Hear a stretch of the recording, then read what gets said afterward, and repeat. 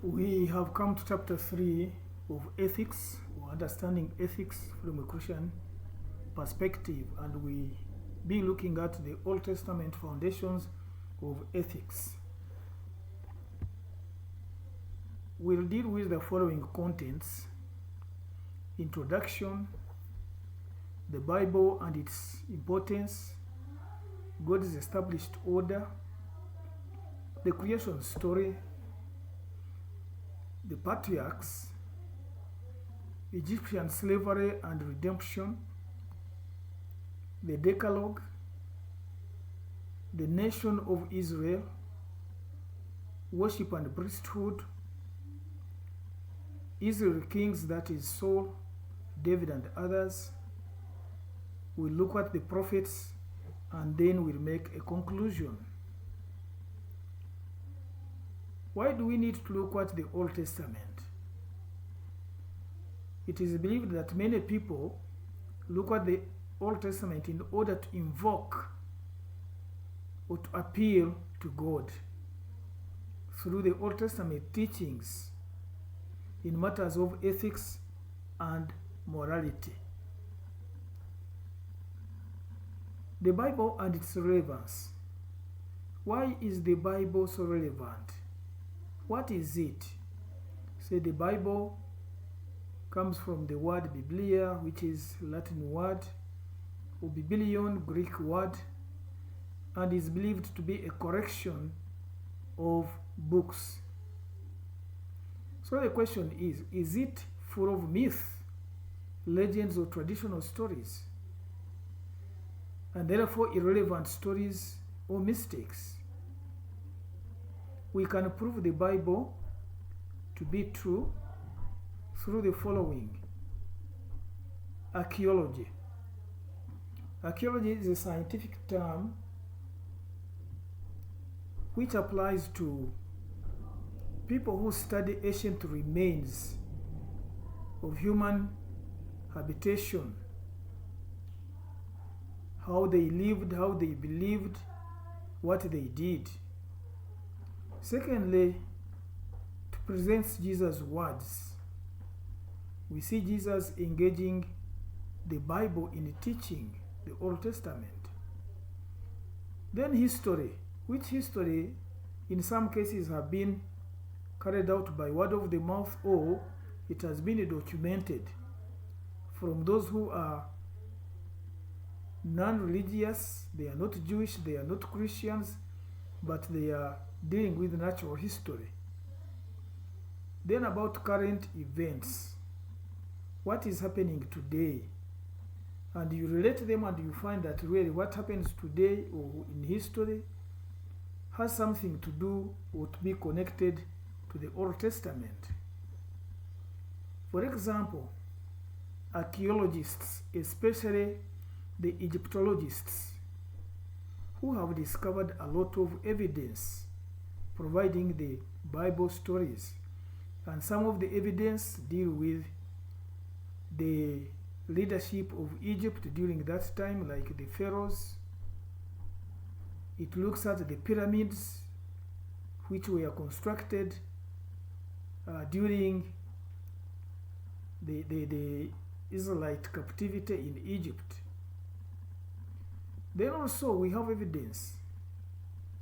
Jesus believed the stories in the Old Testament, and therefore he would refer to them when he was teaching, like the story of Jonah, which we find in Matthew chapter 12 verse 40, the story of Noah's Ark, Matthew chapter 24 verse 27. All these have been referred to bring about the belief that these things happen. They are not just mere stories. But also we look at the Israel-Palestine conflict, which is still ongoing for years, where the Israelites are fighting, claiming for the land which was promised to them and delivered to them through the leadership of Moses and Joshua. Then also it takes us to look at the established order, creation. We say creation is the work of God. And this creation is a story. But much as it is a story, we look at things which contain this story. Human beings, animals, plants, the surrounding, the environment. We look at the earth, we look at the heavens, and all those things that we see there have been put in place in an orderly manner. It is not like when you look at, take an example where you find a stone crusher, where stones have been blasted and they fall at random. Anywhere they fall in any way, they have no order of placement. But when you look at the heavens, you see there are stars, there is the sun, and there is the moon. Those are visible. You see that they are in order. The sun does not cross from its orbit, neither does the moon. They have been placed in their continuous journey throughout the life since creation. This brings us to look at what we call spiritual science, which brings about the Bible study. What do we study in the Bible? We study that in the beginning, God created the heavens and the earth. Things had a beginning, which started with God. God is a name given to the Creator. Things were not, but God put them in place and in order. And here God is defined by Thomas Aquinas as the unmoved mover. God does not move, but He moves the creation. Meaning there is a purpose for everything. When God created, He put these elements of creation in their own habitation and gave them the order of living, how they should live, how they act, how they behave, and how they relate. When God's order is disrupted, there are consequences. If you look at your own way of doing things, if you arranged your table or your house in a certain orderly manner, and then somebody comes and disrupts that order, there will be consequences. One on your side, secondly on the side of the one who disrupted the order. Because for you to try to locate where some of the things you need are, and you will not find them. It will consume your time. It will also absorb your patience, and you change the way how you talk.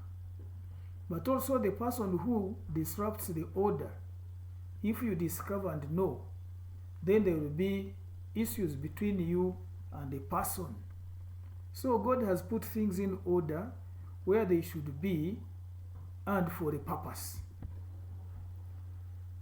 This leads us to look at God's attributes, what we attribute to God to be. One is omniscient, all-knowing. He knows everything. What He created, He knows what it is, what it does, and how it feels. He's all-knowing, omniscient. Then we say He's omnipotent, all-powerful, all-living, ever. You see, He created without the help of any other person. Nothing He looked for in order to create. And ever since He created, He has remained in control. So He is all-powerful. The universe, all over, He takes care and control. He is omnipresent. He is present everywhere. Everywhere. You go in the Arctic Circle, you'll find there are people who live there, God is there. You go just like David was putting it in some of his Psalms, that when he goes down into Sheol, God is there. In space, God is there. In the seas, God is there. In the space, everywhere, omnipresent. So there is nothing that passes his knowledge. But then we say he is also beneficent. He is totally good, very good. And when you read Genesis chapter 1, you find that whatever he created, he saw it was good, based on his standard of goodness. So what is to create? Here we have these pictures. You can see somebody putting something in hands, trying to formulate something. Some people doubt if all things were created in 7 days. But whatever the case might be, whether 7 days or how many days, all we need to acknowledge is that there was an origin for everything, and there is a design, an order observable in all creation. That one is not disputed because we can see it in our present time. I gave an example where the moon and stars and the sun stay, where we are. He has created boundaries for seas and oceans. They don't go beyond those boundaries. He has created animals in their own habitation and so on and so forth. And this order is observable. This takes us to look at the goodness of creation. Sometimes we need to take time and look at yourself, look at your environment. And this brings the idea of ontological or ontology, which gives us God's own being. What we see gives us who God is. If you go into your home and look at some of our works really are human. If you look at the carpenter, you look at, every work resembles the professional ideas that have been put in based on our human being. So when you look at what is in the house is built, they will tell us about our own being. But then, beyond that, we know that what we do has been accorded to us, granted us by God. And then it determines moral or morality, which is God's justice or righteousness. God is morally righteous. He is justice. He is upright. So in this case, sometimes there are people who have been convinced to blame God for the wrongs that take place. God is not responsible for the wrongs, the bitterness, the hardships in the world, because when you read the Bible carefully, the Old Testament, you'll know that the pain we face, the challenges are based on our failure to recognize God's order, God's justice in creation. Then we talk about ethicity, which means God's beauty and perfection. That's why I said, if you look at yourself, you are so beautiful. You look at the world around us, so beautiful and perfect. Because we said everything that God created had a purpose. And therefore, in his creation, that perfection brings the purpose out. But when we fail to perfect what God has put in place, then it brings failures, pain, and suffering. And because God is beautiful and perfect, he has made a beautiful world and a perfect world. Humans are unique compared to all other animals. Why? Because they have that creativity in them that brings out perfectness and beauty. No other species of animals, including the apes, are able to create and understand images of art and drawing. Human beings can draw and can build houses. And when a house is built and is not looking nice, they will destroy, they demolish. But animals do not have that perspective of beauty.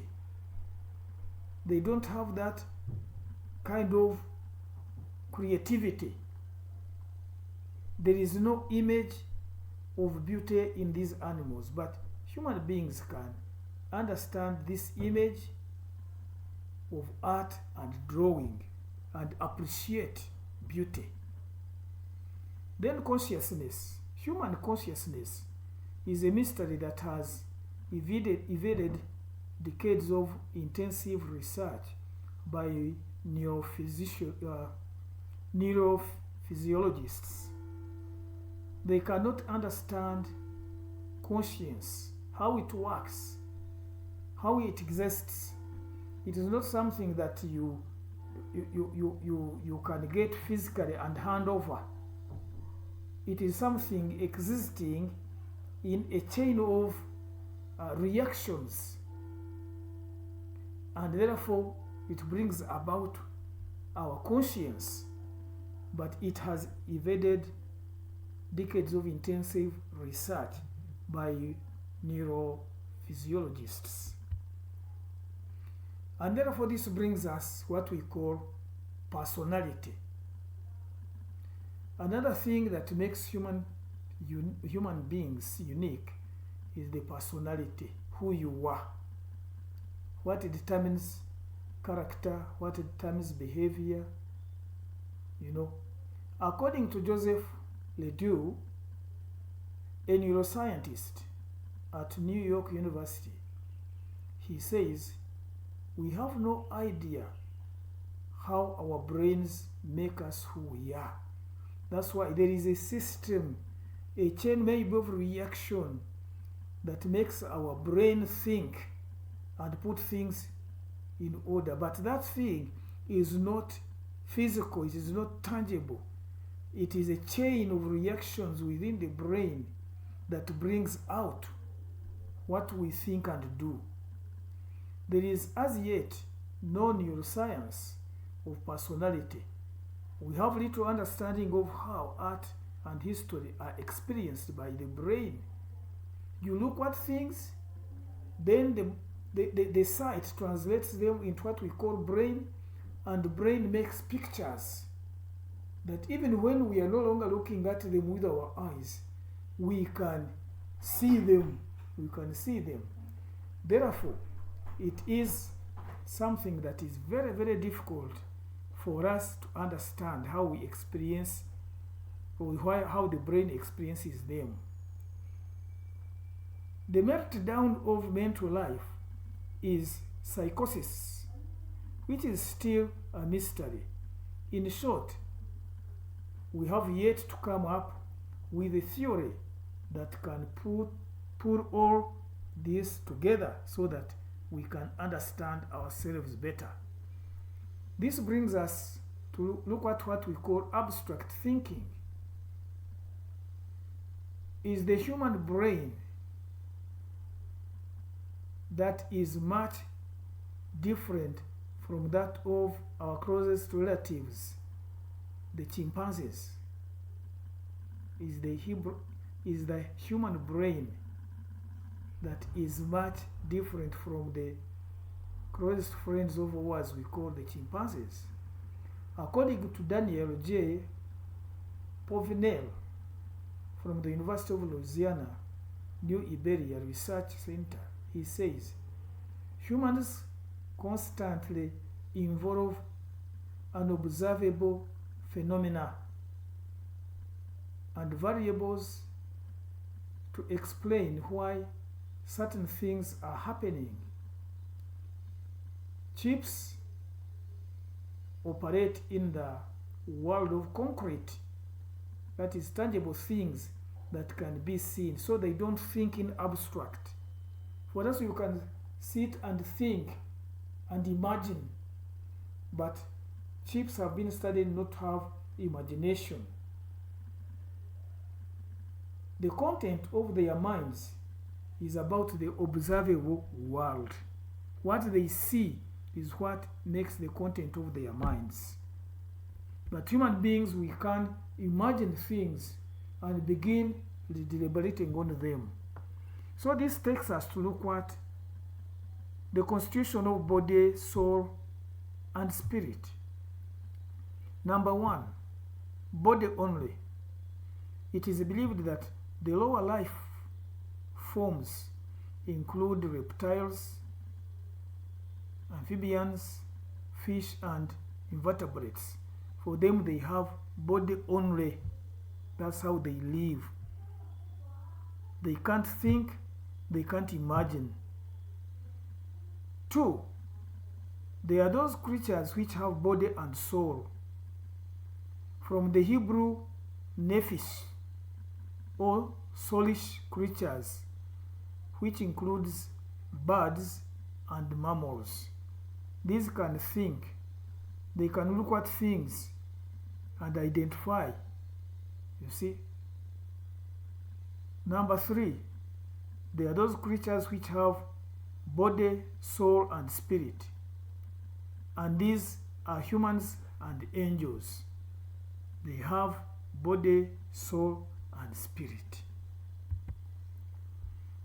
The spirit is the part of humans that is able to love and experience God directly. It is found in no other animals species, since no other species can experience God or form a relationship with God. Moral judgments. After Adam and Eve had sinned, they became like God in that they could distinguish good from evil. They have the ability to make moral judgments, which is also a characteristic that is found in only human beings. Even the higher apes cannot make moral judgment about the behavior of other animals. For example, when we are together as human beings, you can determine what is morally right and what is morally wrong within the community of fellow human beings, what you should do and not to do. But these animals cannot. They can defecate, they can fight, they can do any other things without having a moral judgment. If, for example, a human being goes and harvests another person's garden, there is a feeling of wrong having harvested a garden that does not belong to you. But animals, when they see a garden that is ready, they will go in, eat, and destroy. They don't have that moral judgment that the owner will be aggrieved. So this is a picture of human brain with these rays, which may represent what we call neurons connecting different parts of the body, and they come to the brain. The brain is one of the complicated parts of the body to understand, as we said earlier. The human brain is the center of the human nervous system. The nervous system is that one that connects all parts of the body to act and respond to what the body requires. It is estimated for a number of neurons to exist in the human brain, ranging from 80 to 120 billion nerves. And those are very many. Very hard to observe unless you use microscopes.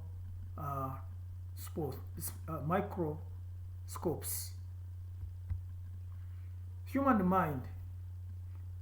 A mind is the complex of cognitive faculties that enables consciousness, to be conscious of what is around you, heat or coldness, or you feel something is around you even when you don't see, or you have a conscience to think about others, So consciousness, thinking, reasoning, should I do this or not do this? If I do it, what comes out? Perception, perceiving things that can be befitting for human habitation or relationship. And judgment, you judge whether this is good for you or not good for you or for others. A characteristic of human beings, these are making human character, but which are also may apply to some other forms of life. So the mind is frequently synonymous with thought. Somebody can say, my mind is telling me like this. And then you say, I think like this. So they are synonymous, thought and mind. In other words, mind would be the center of thoughts, which is part of the brain.